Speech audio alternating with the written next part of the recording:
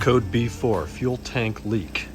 Tore apart the charcoal canister, the vapor recovery tank, popped out the fender liner over here, looked at the filler neck and all of that stuff. Everything looks fine.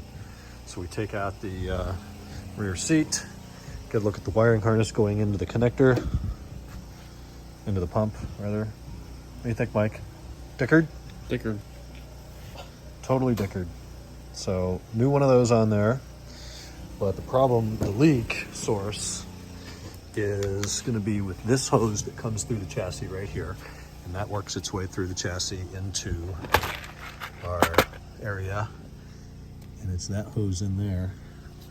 And it's been nibbled on. And there's a little pinhole in it. That's all it takes, right? Mm-hmm. Just a little pinhole right there. 20 bucks for the part. 5,000 for the labor. Okay, the end of Monday. So today was wiring day on this Sepang E60. We got a lot of work done there today.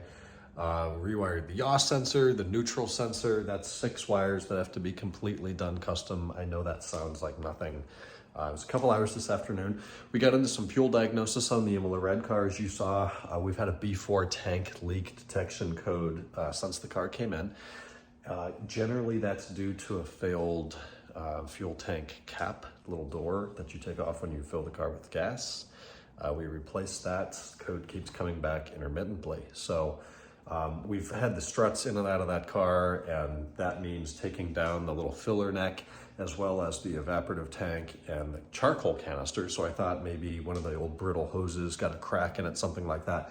Took out the rear fender liners today, got a look at that. Nothing obvious. We kind of cleaned off the hoses and blow in there, and there's no leaks.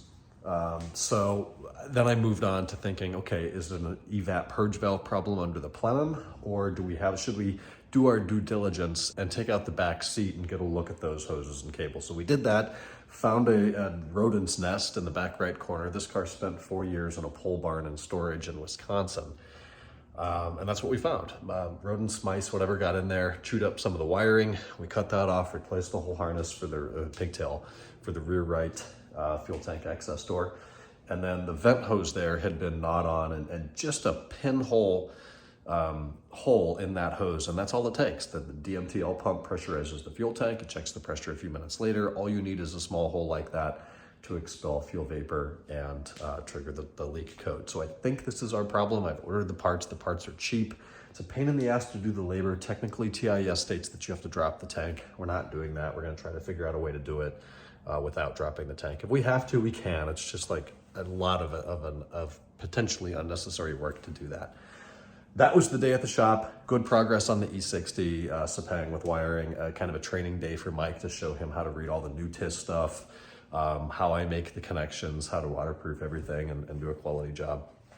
So I'm gonna get on a quick call with Larissa. It has been raining on and off all day, actually pretty hard at times. The garage, oddly, is half empty. I don't have any cars I can drive in the rain right now, so I'm just spending money on Uber every day. It's extremely frustrating. That's the way it goes. E60's in the detail shop for paint correction, paint protection foam, buffing, polishing, all of that should come back and look fantastic. And then it's done. You know, we're gonna scan code, see if anything's come up, but we'll go from there. And then tonight we went down to Casa Guadalajara for dinner. I have not been there in forever. I don't know why I didn't film anything. It's been probably 3, 4, 5 months. Never go down there anymore. So we did today. Exquisite dinner, came back here, Family Guy. Now I'm going to bed. Talk to you guys tomorrow on Tuesday. Good night.